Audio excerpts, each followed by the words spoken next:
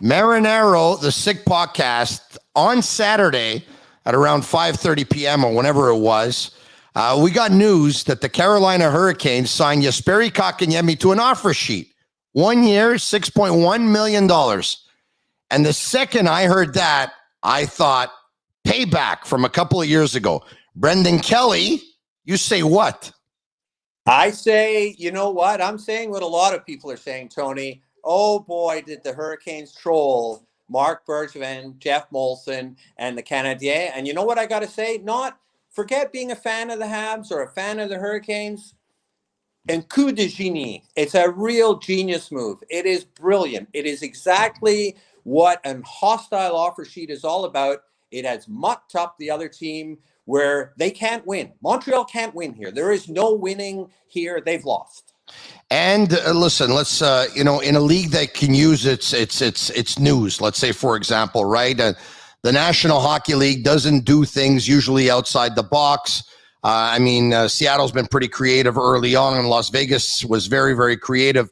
But usually they don't make people laugh like this all that much. This was funny. This was really, really funny. Starting with when 2 years ago, Marc Bergevin offer sheeted Sebastian Aho. He said, quote, Sebastian Aho accepted our offer. 2 years later, Canes GM Don Waddell says, quote, Jesperi Kotkaniemi accepted our offer. Bergevin said he sees our youngsters coming up in the organization and he wants to be a part of that. Waddell says he sees the core we've built here and he wants to be a part of that. Bergevin said, we're proud, but there's still a waiting period. Waddell says, we're proud, but there's still a waiting period. You talked about troll. This is one of the funniest troll jobs from one team to another in a very, very long time. So, as of last night, I haven't looked today. You still go on the Carolina Hurricanes Twitter account, and it says Le Compte Officiel Twitter des Hurricanes de Caroline. They are so laughing in Marc Bergevin's face. $20 signing bonus. That is hilarious. You gotta love it, even if you're a Habs fan. For Sebastian Aho's number 20, of course. But it's also $20. It's $20. When he tried to sign Aho with a ridiculously goofy hostile take bid, which was never going to work 2 years ago, it was $11.1 million signing bonus. This is just laughing at him. $20. The show is brought to you by Essentia, the world's only natural memory foam mattress. Go to myessentia.com/sickpod and use code sickpod for a free pillow with your purchase. Essentia, beyond organic sleep. Now, Brendan, some people think that Marc Bergevin was sleeping here. Do you think that? The best line that I heard, a buddy of mine said last night, playing a little garage league hockey, and he turns to me on the bench and he says, what this is bad asset management. So let's agree that you think Kotkaniemi is an important player for the Montreal Canadiens. So you tell me this, Tony, why is he not signed at this point? Because if he's not signed, that leaves the opportunity for Don Waddell to step in and make this offer. If he's signed, he can't. Hold on a sec. Whoa. Question for you. Do you believe that Brady Tkachuk is an important player for the Ottawa Senators? I do, yes. So why isn't he signed? Well, it's true there are a lot of restricted free agents who aren't signed, but I'm just saying you're leaving yourself open to this. And, it's funny you mentioned this guy, Brady Tkachuk. He sort of often comes up in these discussions about Kotkaniemi. Here's something. If we had drafted Brady Tkachuk number 3 and he still wasn't signed and Don Waddell made a hostile offer for him, you know what? Marc Bergevin would have taken to Twitter at 8 o'clock Saturday night and said, we're signing Brady Tkachuk. It's a done deal. The brilliance of this hostile offer is that look back to those comments that Marc Bergevin made in his exit press conference at the end of the year. He trashed Kotkaniemi, as is Bergevin's style, to publicly say, sort of, downplay his assets. You don't do that. He basically said Kotkaniemi's not really a number 2 center. Why would you say that? So I don't know if I took it that badly, but I hear you. He didn't give him a ringing endorsement, but I don't think he threw him under the bus either. All he said was, I'd like to see more. No, it was worse than that, Tony. He said, I'd like to go out and get a number 2 center, but I don't know if I have enough money and cap space to do that. Therefore, I might be stuck with Kotkaniemi. Those were Okay. phrase, but Okay. you go back and hear what he said. And this is, you know what, to me, what's interesting is go back in the history of Bergevin. Who did he used to say that about? He used to say that about a guy named Alex Galchenyuk. Very similar situation. And, this is bad asset management. Don't talk All right. down your key players publicly. Not a good You idea. you probably want to go out and get a Carolina Hurricanes jersey now. Those bunch of jerks. But anyway, if you want to get those jerseys, go to sportbuffshop.com for all of your officially licensed sports apparel and more. Use code 615 for 15% off on all of their items. I want to tackle a couple of things. Number one, we talked about Brady Tkachuk. No doubt in my mind, the Canadians wish they would have drafted Brady Tkachuk, right? They're not going to say it publicly, obviously, but no doubt in my mind, they wish they would have drafted Brady Tkachuk. I don't know that for a fact, but I mean, just that's what logic tells you. But now, you can't cry over spilt milk. Number two, let's move on here now. And, what your buddy told you about bad asset management, I don't agree with that. And I'm going to tell you why. I think over the last 3 years, Marc Bergevin has shown to be a master of actually great asset management. Yeah, he's having a great summer. He's having a great summer, Tony. Hold on a second here. It's not his fault that Shea Weber is going to have to take a year off. I will say this. Phil Danault, whose fault is that? Would you have given Phil Danault $5.5 million for 6 years? That's what he got in LA. I would have given him 5.25. Well, he didn't want that. Well, I don't know. I mean, we don't know that. Well, we do know that turned down 5. And he turned down 5 times 5. That we know. That's what his agent, Stéphane Fizet, told me. The Canadians offered Danault 5 times 5. But I agree. So if he signed at 5.5 and he turned down 5, logic suggests he'd take 5.25. It doesn't make sense to just sign for 500 more. He's here in Montreal. He's a French Canadian. He's adored by the public here. Why? I agree with all of that. Hold on a second. I agree with all of that, and I agree that Phil Danault is a good player. Okay, bad blood. But you gave Tyler Toffoli 4 years at 4.25, and you want to give Phil Danault 6 years at 5.25, hoping that he signs it. By the way, because he signed 6 years at 5.5. Correct. You're going to have to pay Kotkaniemi going forward. You're going to have to pay Caulfield going forward. You're going to have to pay Suzuki going forward.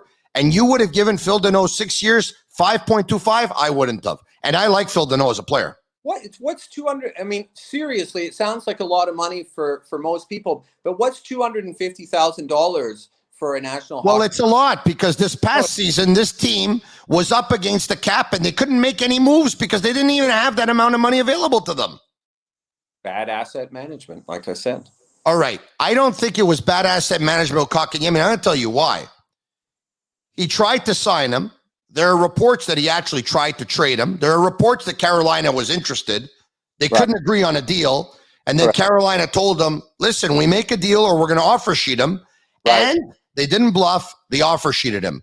The thing is though, with all these restricted free agents not signing, I don't know this for a fact, but I would be willing to bet that Carolina contacted Kotkaniemi's agent and said, don't sign with Montreal. We're going to offer sheet you. And that's why he didn't sign. Yeah, I don't think Bergevin could do anything about it.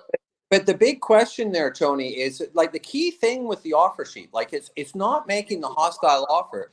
It's the player accepting to sign it. And for Kotkaniemi to sign an offer sheet with a $20 signing bonus that's giving the single finger salute to your boss means that he is super disgruntled. Now, why is he so super disgruntled? If you're managing that asset well and you believe he's an important asset, he shouldn't be super unhappy. Why do we have a history of that in the Bergevin era?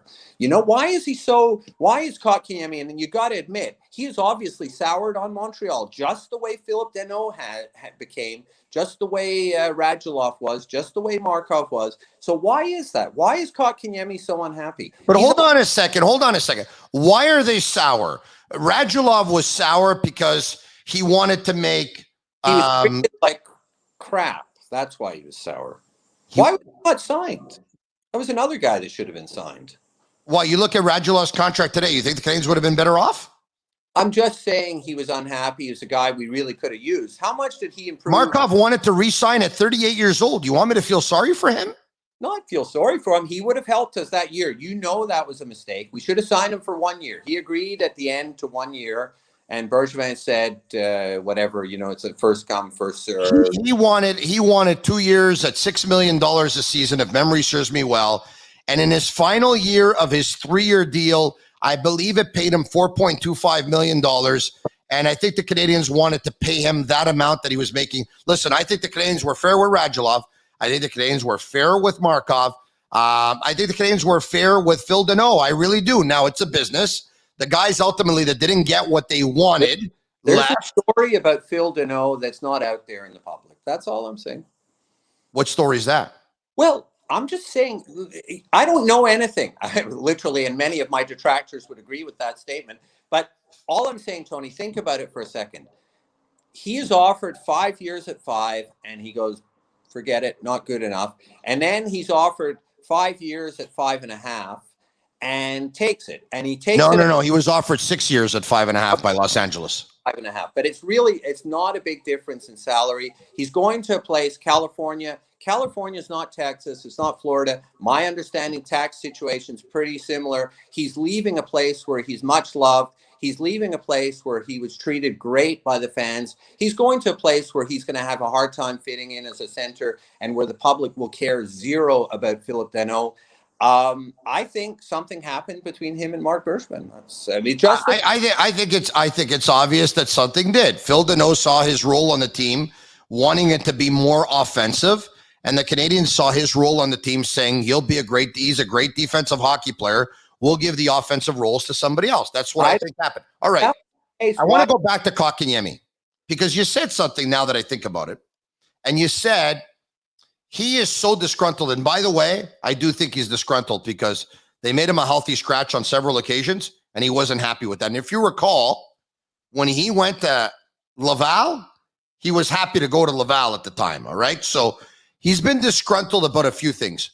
But when you said, how much does he want to stick it to the Canadians to actually sign an offer sheet with a signing bonus of $20? Brendan, he doesn't care about the $20. He signed the offer sheet because it's $6.1 million. Okay, but listen.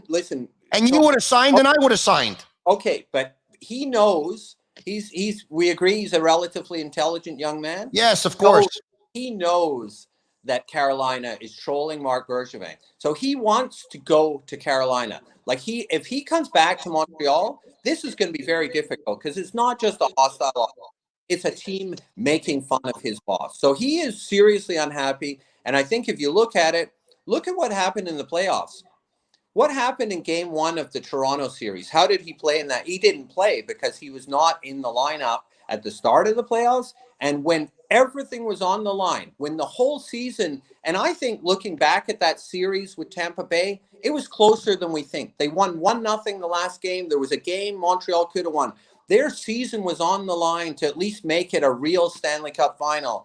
And Dominic Ducharme and Mark Bergevin decided at that point for the last 2 games of the Stanley Cup final, Kotkaniemi was a drag on that team. If I'm just Barry, I'm looking at that and saying, you know what? I don't want to play for that team. I mean, again, this is just me interpreting what happened. How would you feel, Tony, if in the top ratings period for your radio station, they said, hey, you know what, Tony? Take a couple of days off. Listen. You know what? Listen, I wouldn't be surprised if he'd rather play for Carolina than the Montreal Canadiens. But at the same time, let's put things in perspective here, okay? Sure. He clearly knows that he's probably not the coach's favorite player. Correct. He clearly knows that he's probably not the general manager's favorite player. Correct. Carolina presents itself with a new opportunity where he, there's a player on the team, Teravainen, that actually shares the same agent as him. He can go play on a team that has Aho as the number 1 centerman. He can go play with Svechnikov. He can go play with Neshkash. He can go play with Stahl. He can go play for a coach like Rod Brindamore. I mean, Carolina is not the worst place in the world to play, not the worst city and not the worst team. Absolutely. So he wants out. And then that's not a good look for the Canadiens. And it's having said, I'm not so sure he wants out. He does. He's getting $6.1 million. If he wanted out, he would have demanded a trade? We don't know that he didn't demand a trade. We would know. Oh, I mean, Elliot Friedman, and again, we can agree what Elliot says is probably true. On his podcast, he said that Carolina spent the whole summer trying to trade for him, and it didn't work out. So he's probably, him and his agent have probably been actively seeking a trade. Do we know that the agent said to Bergevin, we need a trade? We're not sure, but there was trade talk. So, so let me ask you this. How smart do you think Carolina's coach is? Pretty smart. I mean, how good of a team do you think they are? Well, it's hard to say. I mean, they lost Dougie Hamilton. They could, you know what, I would say, if I, off the top of my head, I'm saying they're a wild card team.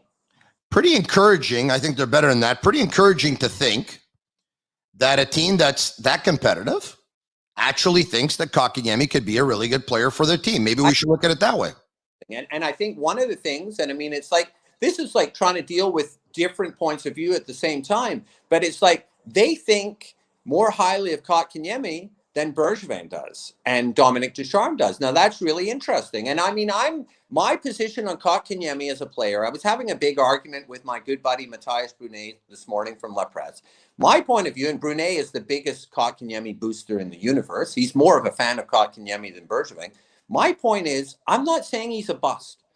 And I take back the thing about, he's a lemon. He's not a lemon. What he is a huge disappointment. And the jury is 110% out on Kotkaniemi. He had a good run in the bubble, very good run, but I believe that was 10 games. He had a decent playoff this year, but I mean, he got benched at the end of the playoffs. That tells you he was playing quite badly in the. Okay. He's had 3 very bad seasons. You can't tell me they're anything but very bad. So the jury is out. So why are you then upset at what Marc Bergevin said at the end of the year when asked about Kotkaniemi? And why are you upset that Dominic Ducharme made him a healthy scratch? You just told me, in your opinion, he's been a big disappointment. He had 34 points in year 1. He had a bad year 2, but was injury plagued. In year 3, he picked up 5 goals in 56 games. He had 20 points. Had he played all 82 games, he would not have surpassed the 34 points, which shows a regression from year 3 compared to year 1. Why are you so down on everyone? Let's be honest and put the cards on the table. Jesperi Kotkaniemi still today, 3 years in, is a question mark, and he's an uncertainty. Nothing wrong with that. Let me take both points. The thing about Marc Bergevin, my problem is, I know that's the way Marc Bergevin feels about Jesperi Kotkaniemi, that he's not sure. He's very, very much not sure he's a number 2 center. I share my good friend Bergevin's views on that. What is wrong with that, and what is a terrible thing to do, and is ridiculous, frankly, because you are dealing with an asset that you might be trading. You don't talk down your assets publicly, Tony. That is ridiculous. If you want to trade Jesperi Kotkaniemi, you come out after the year and say he's fantastic. If you want to keep him on your team, you come out at the end of the year and say he was fantastic. So that's a goofy thing to do. I think. Well, listen, that's a foregone conclusion that you don't talk down your assets. You're right. It's a foregone conclusion that you say good things about your assets. You're right. At the same time, you can't lie to people. You can't come out and say that Jesperi Kotkaniemi is fantastic when he picked up 5 goals in 56 games.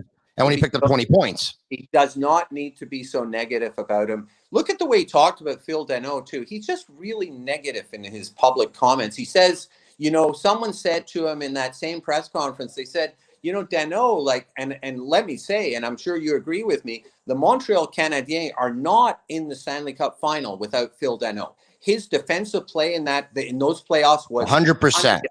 Someone said that to Marc Bergevin, and he said, there's 5 other people on the ice. He just slapped him down so anyway. Yeah. At the same time, it is Marc Bergevin that was responsible for drafting Phil Danault when he was with Chicago. And it is Marc Bergevin who identified Phil Danault to be a key player here on the Canadiens when a lot of people thought that he was not going to be a key player. So, I mean, you got to give credit where credit is due in that respect as well. Listen, I need a drink, Cherry River Hard Seltzer, 90 calories, natural flavors, no preservatives, only 90 calories, by the way, now available in Quebec grocery stores and the beer store. I'm going to have a sip for you, but I'm going to take down your address and I'm going to send you some. Hold on a second. I would love that. That would be absolutely fantastic. Okay. I was going horse. Now I'm good again. Dominic Ducharme, just to finish with that. Yes. I'm upset with Dominic Ducharme for scratching him in those last 2 games. No, I'm not. I think that you're the coach and you're in the Stanley Cup final, and whether you're in the semifinal or wherever you are in the playoffs, you have one thing in your mind and one thing only, which is to win. So to win, he felt it was better to do it without Kotkaniemi. I don't disagree with that. All I was saying is, if I'm just Barry Kotkaniemi, I am really not liking that. I'm likely calling my agent and saying, hey, you know what? Get me out of here. So I guess you're saying when you said Montreal loses no matter which decision they take, I guess you're saying in 1 week from now on Saturday night, it's going to be a big party in Carolina. Maybe they can call Sophistication Event Rentals from Montreal, live music, DJ sound systems, tents, chairs, tables, decor, lighting, photo booth, TV screens. Like the way I did that. 514-570-5770. It's your one-stop shop. You know who's going to be celebrating? ABC. Anyone but Canadians fans will be celebrating and call Sophistication.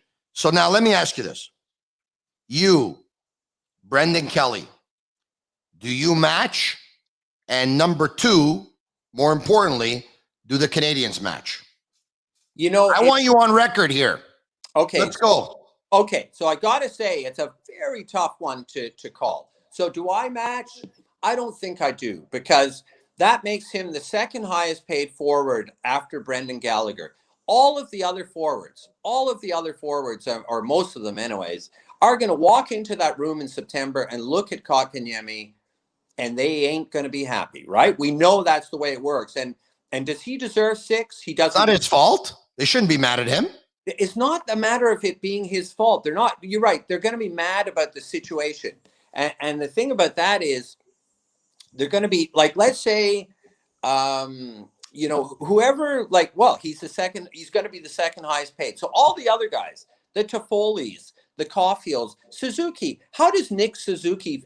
Caulfield cannot be upset. He's in an entry-level contract. Brendan, what are you talking about? No, listen. Just listen for a sec, Tony. Nick Suzuki, one is he's going to be upset. Two, he's going to go to his agent and say, look, I'm the number one center. How much better is Suzuki than Kotkaniemi right now? About 5 times better, right? He is a number one center in the National Hockey League. A guy who's not even a legitimate number 2 is getting 6.1. This is going to put the whole salary structure out of whack. So hold on a second. Right. Suzuki's contract is up at the end of the year. Correct. He's on his entry-level contract. When his contract is up at the end of the year, somebody can offer sheet him to the way they offer sheeted Kotkaniemi. I don't see why Suzuki would get upset. I mean, this is I don't see it. I don't see what you're talking about here. I don't know how hockey players' minds work. They do not like it if Toffoli is sitting there making whatever he's making and it's less than Kotkaniemi, who's a much worse player than him. He doesn't like that. He probably doesn't blame just Barry. You're right. He blames Mark Bergevin, or he blames whatever. He's not going to be happy. Yeah. Would you be happy if a guy who's half as good as you is making 4 times what you, or 3 times or whatever? It's a ridiculous. Like, the reality is Kotkaniemi should be signed to 2.5.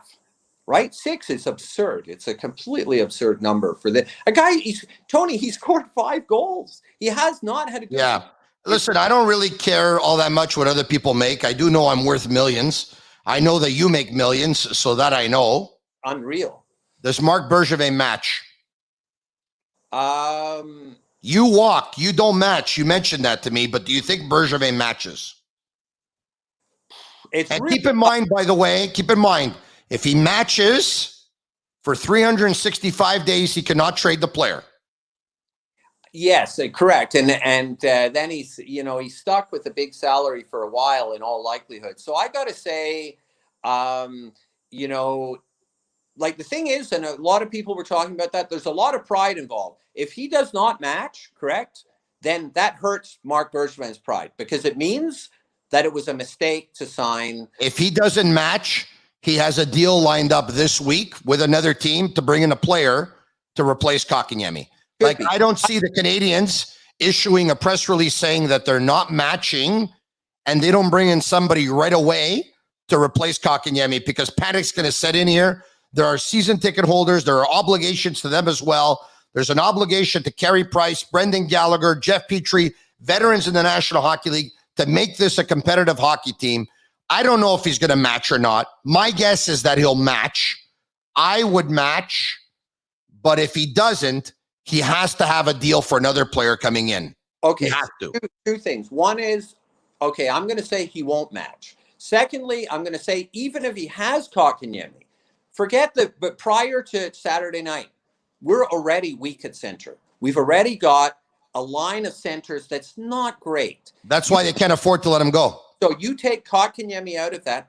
I'm big on Jake Evans, but he's not ready to be the number 2 center. You've already lost Danault. You lose Kotkaniemi and Danault, you're really up the creek. And Jake Evans suffered 4 concussions in 2 years and 9 months, and I like him too, but that's not a good thing. That means you're one hit away.